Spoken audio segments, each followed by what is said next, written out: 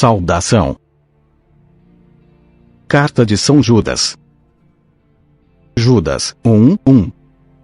Eu, Judas, servo de Jesus Cristo, e irmão de Tiago, escrevo esta carta aos que foram chamados, isto é, aqueles a quem Deus, o Pai ama, e a quem Jesus Cristo protege. Mateus 13:55. Por acaso ele não é o filho do carpinteiro? A sua mãe não é Maria? Ele não é irmão de Tiago, José, Simão e Judas? Marcos 6:3. Por acaso ele não é o carpinteiro, filho de Maria? Não é irmão de Tiago, José, Judas e Simão? As suas irmãs não moram aqui. Por isso ficaram desiludidos com ele. Judas 1:2-4. Que vocês tenham mais e mais a misericórdia, a paz e o amor de Deus. Fidelidade da carta. Meus queridos amigos, eu estava fazendo todo o possível para escrever a vocês a respeito da salvação que temos em comum. Então senti que era necessário escrever agora para animá-los a combater a favor da fé que uma vez por todas, Deus deu ao seu povo. Pois alguns homens que não temem a Deus entraram no meio da nossa gente sem serem notados. Eles torcem a mensagem a respeito da graça do nosso Deus, a fim de arranjar uma desculpa para a sua vida imoral. E também rejeitam Jesus Cristo, o nosso único Mestre e Senhor. Há muito tempo que as Escrituras Sagradas anunciaram a condenação que eles já receberam. 2 Pedro 2:19. Prometem liberdade a essas pessoas, mas eles mesmos são escravos de hábitos imorais. Pois cada pessoa é escrava daquilo que a domina. Judas 1:5-7. Embora vocês conheçam tudo isso, quero lembrar que o Senhor salvou o povo de Israel, tirando-o da terra do Egito, mas depois destruiu aqueles que não creram. Lembrem dos anjos que não ficaram dentro dos limites da sua própria autoridade, mas abandonaram o lugar onde moravam. Eles estão amarrados com correntes eternas, lá embaixo na escuridão, onde Deus os está guardando para aquele grande dia em que serão condenados.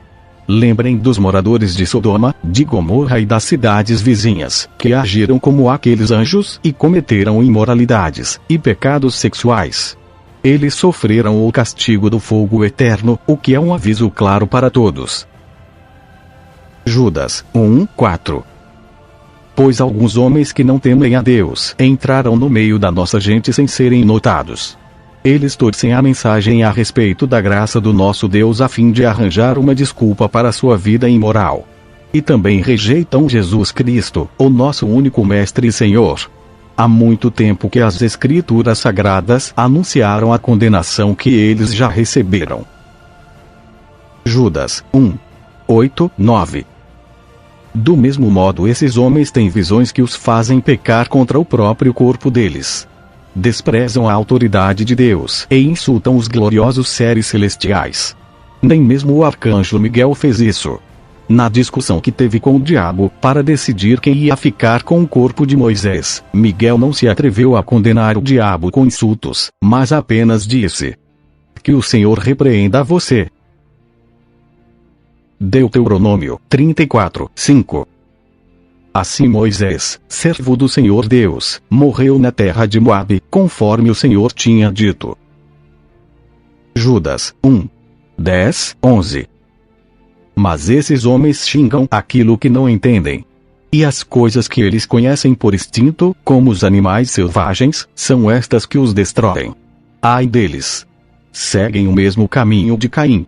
Por causa de dinheiro, eles se entregam ao mesmo erro de Balael.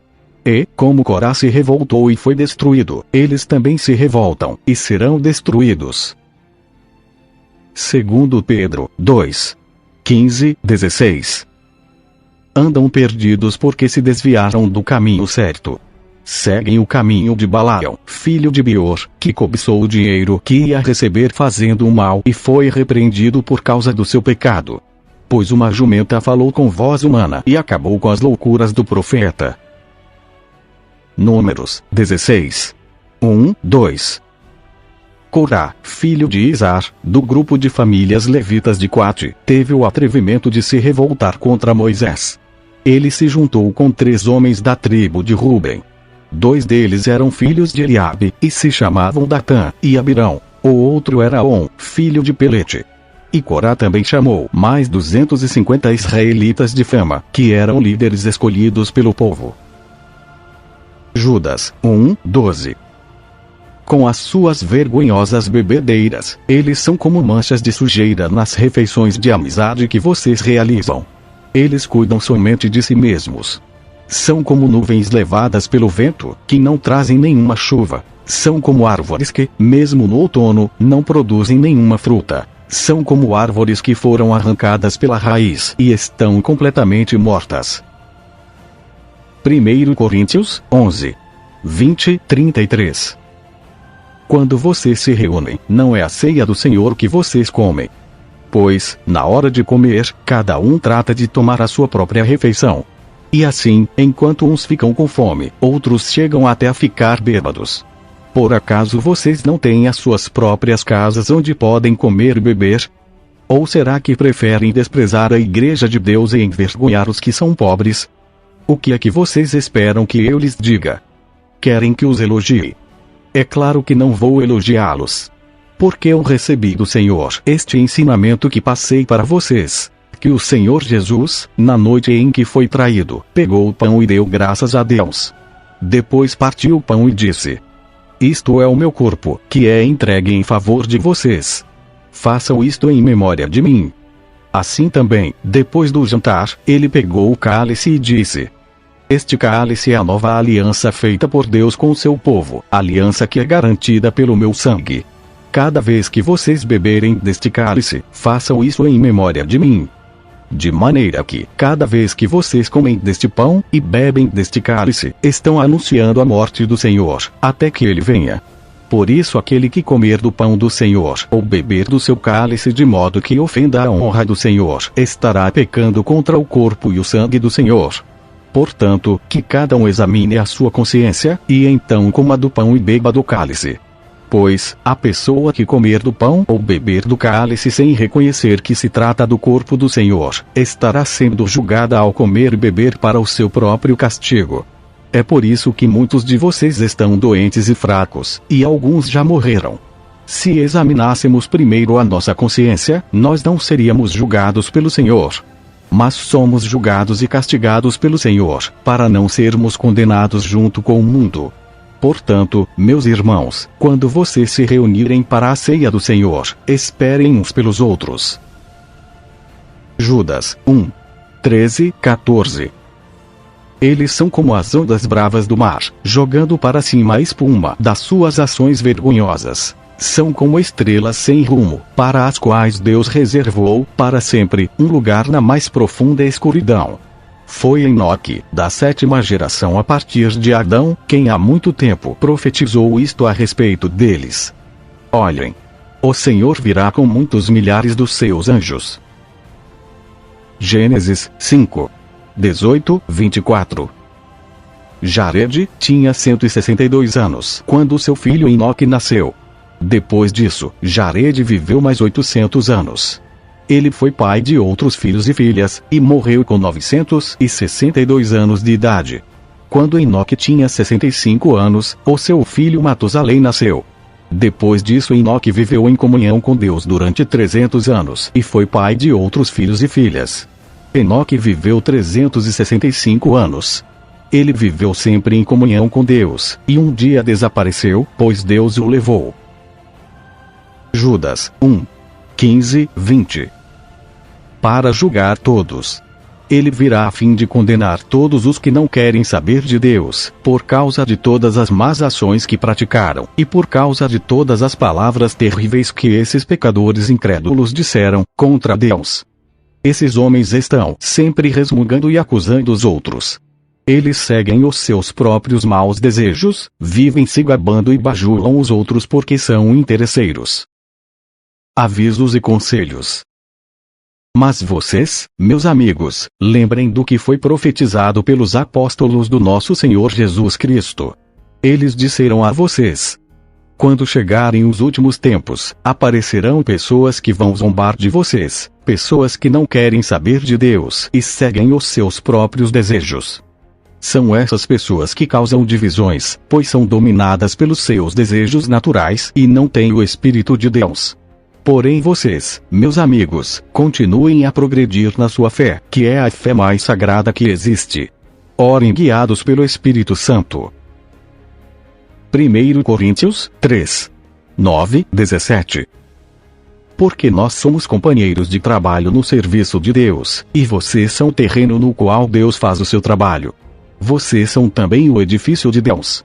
Usando o dom que Deus me deu, eu faço o trabalho de um construtor competente. Ponho o alicerce, e outro constrói em cima dele. Porém cada um deve construir com cuidado. Porque Deus já pôs Jesus Cristo como o único alicerce, e nenhum outro alicerce pode ser colocado. Alguns usam ouro ou prata ou pedras preciosas para construírem em cima do alicerce. E ainda outros usam madeira ou capim ou palha. O dia de Cristo vai mostrar claramente a qualidade do trabalho de cada um. Pois o fogo daquele dia mostrará o trabalho de cada pessoa. O fogo vai mostrar e provar a verdadeira qualidade do trabalho. Se aquilo que alguém construir em cima do alicerce resistir ao fogo, então o construtor receberá a recompensa. Mas, se o trabalho de alguém for destruído pelo fogo, então esse construtor perderá a recompensa. Porém ele mesmo será salvo, como se tivesse passado pelo fogo para se salvar. Certamente vocês sabem que são o templo de Deus e que o Espírito de Deus vive em vocês. Assim, se alguém destruir o templo de Deus, Deus destruirá essa pessoa. Pois o templo de Deus é santo, e vocês são o seu templo. Efésios 2.